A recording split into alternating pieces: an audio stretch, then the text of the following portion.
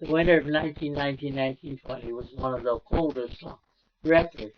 There where snow seldom fell. It was 18 inches deep, and the ponds froze over with thick ice. At night, we even saw the northern lights.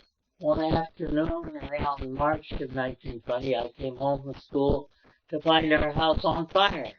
It had started in the attic, evidently from a defective chimney. High school boys came, and everything movable was removed from the house. I ran upstairs to my bedroom and got all the covers off my bed, kicked them outside, and then stood there shivering. Almost everything had been removed from the house, but one thing had been forgotten: the ammunition belt that went with our deer rifle. It had been hanging high in the stairwell, and for a while there was the sound of ammunition exploding. We then moved back to our home on the farm and went to school the rest of the year at Brown School, 3/4 of a mile away. Father drove the Ford back and forth to Cloverdale each day, although it was only 13 miles and not easy. From our house down to the main road, almost a mile, the road was mud with deep ruts. Then it was crushed rock much of the way, very hard on tires. At a couple of places, the road was made of planks, laid side by side across the road at an angle, so that both wheels would not be on the same plank at the same time. But when you drove over the planks, they flopped up and down. Down below Cloverdale towards the ocean, the road was often a quagmire. Once before Mother passed away, Father was taking her down to visit her sister, Mrs. Dwight Edmonds, or Aunt Delia. Uncle Dwight ran the store in Pacific City, and Aunt Delia, with the help of daughters, ran the Edmonds Hotel. On the way, we were driving in deep ruts, and we met a man coming from the other direction in the same ruts. We stopped, and he came up to our car and began to curse my father for not getting out of his way. My father got out and told him to shut up and get out of the way, or he would get a thrashing. The man went back, got in his car, a much larger car than ours, with big wheels. He backed up, pulled out of the ruts, and went on by. In those days, a man did not talk like that in front of a woman. That spring, Father hired Mr. Goldworthy, an experienced typesetter and printer, to do most of the work. He was planning to take us four smallest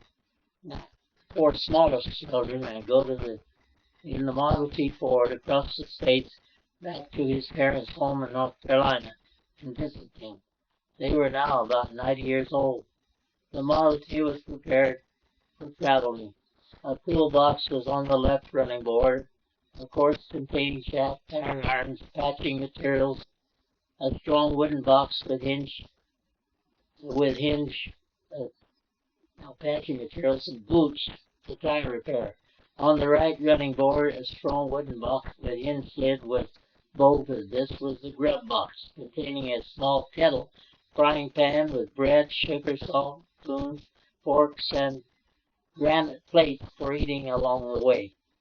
When we left home, Father rode in the front seat. Yellow, then 14, sat beside her holding Winona, 3 years old. Earl, 6, and I, 8, sat in the back. We had bedrolls on the fenders, and beside us in the back, and a gallon water bag hung from the back corner of the car. The roads were dry, though dusty, and that first day we made it to Portland.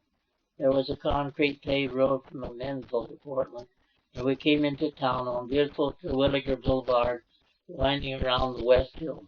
This was then the main road into town from the southwest. Southeast of Portland at Lynch, we received a kind welcome from Uncle John Donaldson, Aunt Cassie, and their 3 children, Leona, Laverne, and Leland. The next day, Father went to Montgomery Ward's on Bond Street and bought 2 new Riverside tires, while Aunt Cassie took us children to see our first movie. Mary Pickford was the star. It was the spring of 1920, and Father was planning to cross the United States in our Model T Ford with us 4 children. Elle was 14, I was 8, Harold was 6, and Winona was 3 years old. We went from Tillamook to Portland the first day and stayed 2 nights with Uncle John Donaldson, Aunt Cassie, and children, Leona, Laverne, and Leland.